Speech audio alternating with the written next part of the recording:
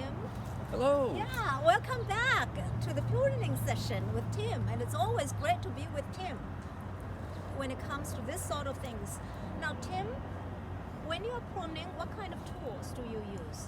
Would you talk a little bit about this? Absolutely. So I have two favorite tools that I use when I'm working in the garden, and those are my hand pruners, or I had a client that I worked with who was English, and she called them secateurs.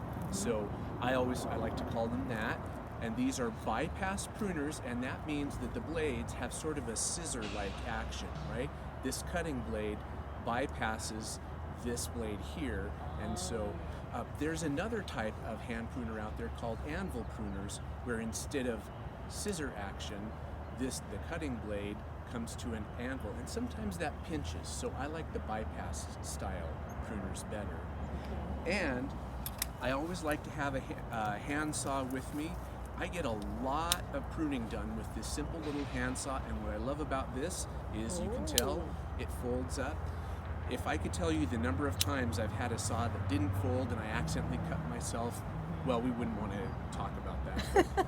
But this one folds up. It's also small enough that it gets into pretty small little places, so I could even use this when I'm pruning a rose bush on up to a small tree.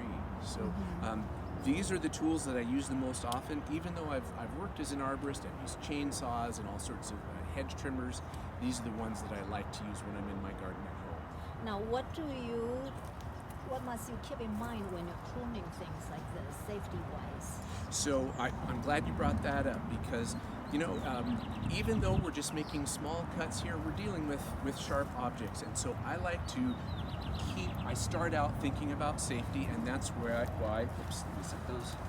I always wear gloves, right? I'm pruning a rose bush full of stickers and thorns, but also this protects my hands in case my hand pruners happen to slip.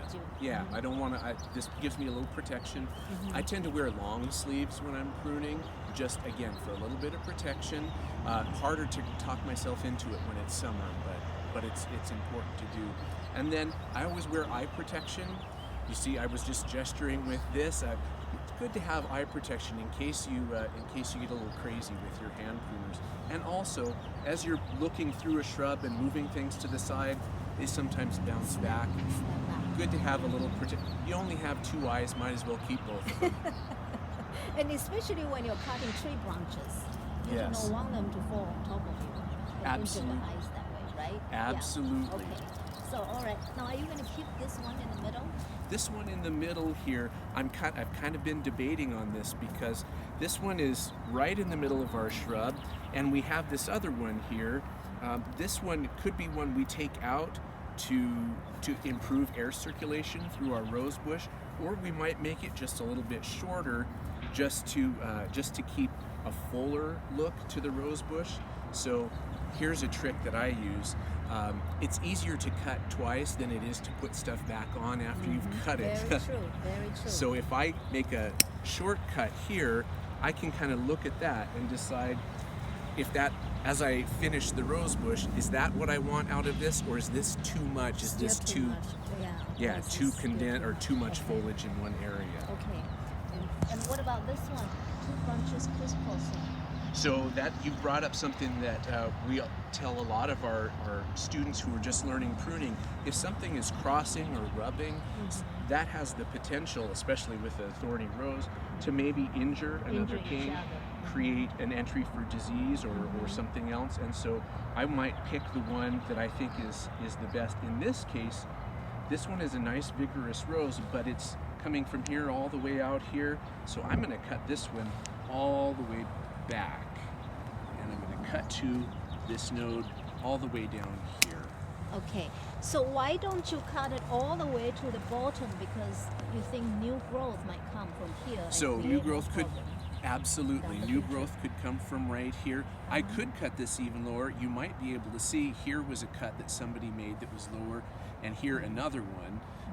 We can cut all the way down down low on the plant and leave just small canes for new growth. And then that leaves us down in the future, if we need to prune again, we will.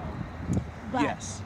If not, the motto is try not to prune as much as you can, but to achieve the best result Absolutely. with the least amount of pruning to maintain the health. Absolutely. Of the Make the fewest amount of cuts that will get you what you need out of your pruning work. Excellent, excellent. Well, thank you very much. Thank you. All right, stay tuned for more tips on pruning.